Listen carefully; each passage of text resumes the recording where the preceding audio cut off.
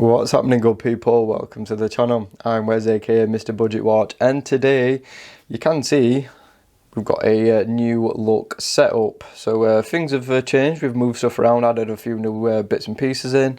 So yeah, this is what you're going to be seeing from now on. So anyway, to the video, we are going to be doing an episode of Watch Wars, and we're going to be comparing two different Type B Fliegers. So we've got a Laco and a San Martin, both of which I have reviewed on the channel already. So if you've never seen an episode before, what we do is have 10 categories with 10 points per round, and the winner is the obviously the one with the high score at the very end. So what we do is kick off with design first, and as you can see, I mean, both are very similar. The Laco has a larger dial, and of course a blue sunburst instead of black. You'll also note that the numerals are larger on the Laco as well, just because it has a larger dial, and the Laco also has branding on the dial, whereas the San Martin does not. Now I've scored these very similar because obviously there's not that much to differentiate between the two. Both are, you know, pretty much standard Type B. One thing about both of them bugs me, thanks to both reviews, and that is the missing 0 next to the 5. Yeah, it is starting to bug me now, so yeah, there is that. So if that bothers you, yeah, there's nothing I can really do about that. But yeah, design-wise, I've scored them, like I said, very similar, because there's not that much to differentiate them. You know, case shapes are quite similar. The Laco's a little bit rounder, whereas this one's got more of a sort of taper to it.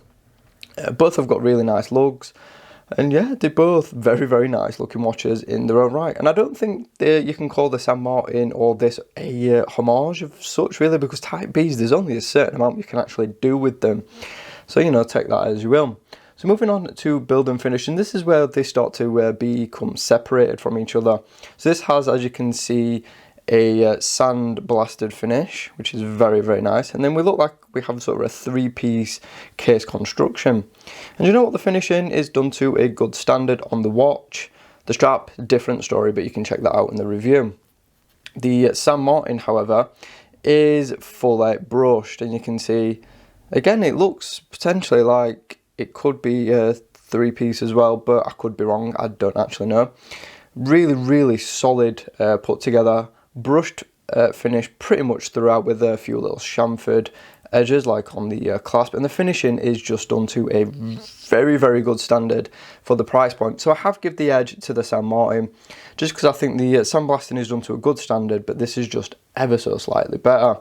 Now we're going to talk dial and hands, and I've actually scored them very similar, again giving this slight edge to the Laco. So we'll talk San Martin first. You can see obviously we've got a flat black dial, really nice and legible though, very contrasty with the black, and then these sort of yellowy greeny tinged numerals and everything on it, so it does pop quite nicely. But this is just that next level better. The blue sunburst on this is stunning. It is so nice. One of the nicest blue sunbursts I've seen on a watch, and it just looks incredible. Take this outside and it just really shimmers. We've got like a navy blue in the dark, and then it goes paler, and then if you just switch it, like you can see now, it's gone really deep and dark. It is so nice. And then we have that same contrast as well, and it's a really lovely looking dial. Both of them are very well executed as well. You know, really nice and neatly done printing all the way around. So I guess personal preference is only really going to differentiate between the two for you. So moving on to comfort, and we're actually going to give the edge to the San Martin. So let's talk the Laco first. Now if you watch my review of this, you'll notice that I had a big problem with this watch. I'm not going to delve too much into it, because obviously, yeah, you can check that out in the review. But yeah, the strap is not the best, and also I found that I'm not really liking NATOs as much as I used to, and I think it's just because of the extra bulk they add.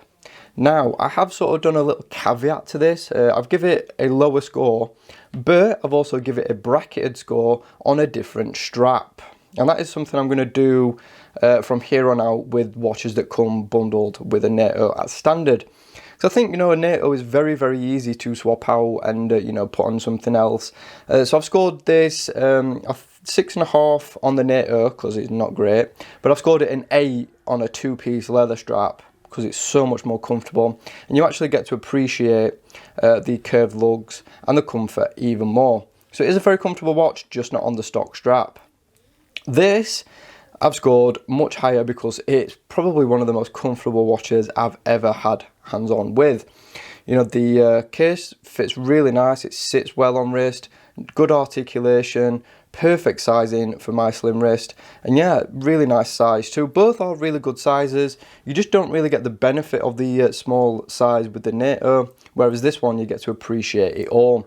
So that's why I've scored the San Martin better, just because it's more comfortable for me. But don't forget, comfort is purely subjective, so you might find the Laco more comfortable than the San Martin. It's just a personal thing. So moving on to something that's not quite personal, the loom. And I'll pop up a video now so you can actually see the loom in action. And both, I couldn't really pick a winner between the two, so I've scored them exactly the same. You could potentially disagree, but just hear me out. So the Laco is a more expensive watch, and it does have a loom second hand. And the loom is very, very good, so it scores well. The San Martin is really, really good loom. And we also have a extra piece of loom on the Type B inner ring, which the Laco does not have. All of them have loom numerals and hands, and both are very, very good in their own right. You have to remember though that the San Martin is cheaper too. So I think that balances it out quite evenly, and I've scored them the same because I honestly couldn't pick a winner. Both last really long, both get really bright. So yeah, whichever you pick, the loom is going to probably impress you. Now we move on to something different, the movement. So the Laco is packing a 821A from Miyota, which is essentially a upgraded 8215. This is using a YN55, which is basically sort of like an NH35, but made by Orient, I believe, well, the Epson group, which I believe it's the same caliber you find in some Orients. So spec wise, both are pretty much the same. It's all down to sort of fit and finish and how they feel. Both are great in action, both have got the pretty much identical specs, and yeah, both are really good movement. I have given the edge to the Laco though, and I never thought I'd say this, but the movement in this one is way quieter than that one. That's quite noisy, this one's much quieter, and it's better decorated too, so I have given it a little bit of a bump. I know Miyota gets a bit of a rap sometimes, but this is actually a really good movement, and I wish companies would use this one more instead of the 8215 that they seem to keep using, which is quite annoying. So moving on to the water resistance, and it's a walk away for the San Martin. This has a paltry 50 meters, which is just not good in this day and age, whereas this one makes do with 200, which is way, way better. I was expecting 100, you know, to be about what you'd get from this, but 200 is just perfect, really. You could actually, you know, go swimming with this. This, I wouldn't trust it.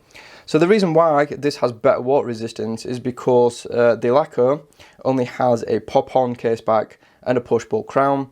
This has a screw-down case back and a screw-down crown, so it definitely has better water resistance. So I'd feel more secure, you know, with this one in British weather than I would with this one. So moving on to availability, and actually the Laco does win, and the reason why is because, well, it's just a more available watch. You can actually get this from a few high street retailers. You can get it more readily available online. San Martin, you can pick it up from AliExpress, and I believe they have their own store now, so you can pick it up from there. But the Laco is way easier to get a hold of. Now we talk brand.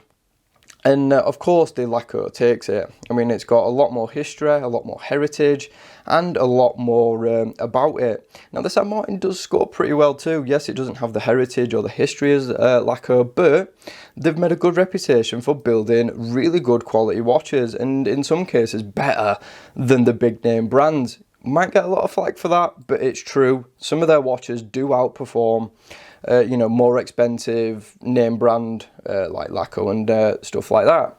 It's just true. So I've given them a pretty decent score, but obviously the Laco has the history, it has the heritage and all that stuff, and the more, you know, recognizable name. But yeah, So that's why this one takes the win. So now we're going to talk the final category, pricing. And actually, it's a big win for the San Martin. You might think, wait, what? The San Martin's won? Well, yes, just let me explain.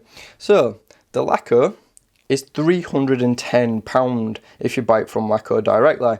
If you buy it from a retailer, that can go up to around £340 I've seen. And to me, I think it's just a little bit too expensive, especially with this that comes with it. But yeah, it's still a really good little watch. Does have some issues. I just don't think it's quite worth its price tag. So that's why it scores what it does. This, on the other hand, is around £115, £120 usually. And I think it's a brilliant value watch. Yeah, again, it's not perfect. You can see in the review it does have a few little issues. But bang for the buck, this is way better than that. And sorry to Laco fans, it's just the honest truth. It's better built. It just hangs with it on the loom.